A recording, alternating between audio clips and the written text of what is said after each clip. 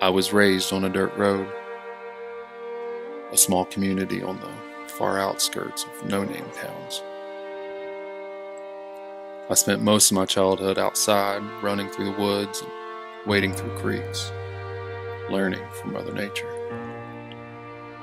Hard work was just a way of life. That's something I learned at an early age.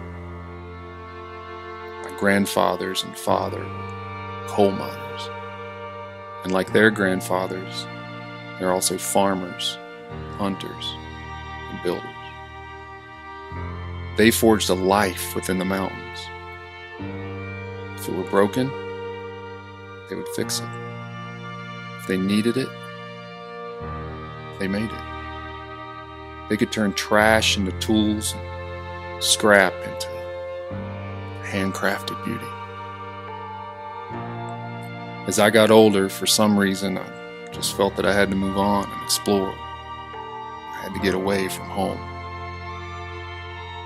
I dreamed of something bigger. I craved something better. I joined the military and was able to travel and see the world. I served one tour in the desert and one on the coast.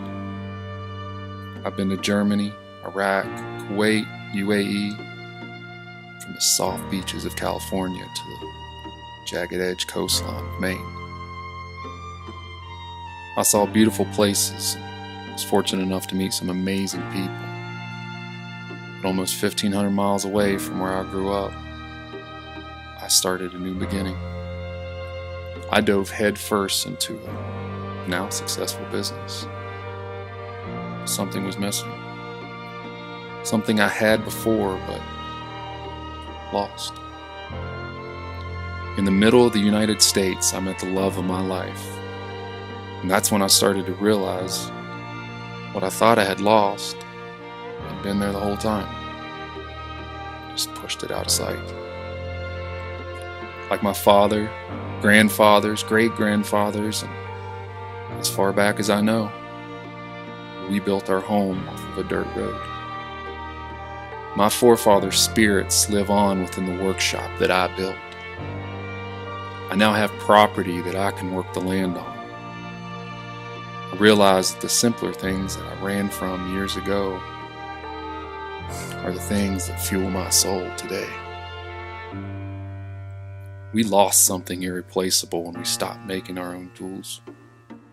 We've forgotten that our hands were intended to create.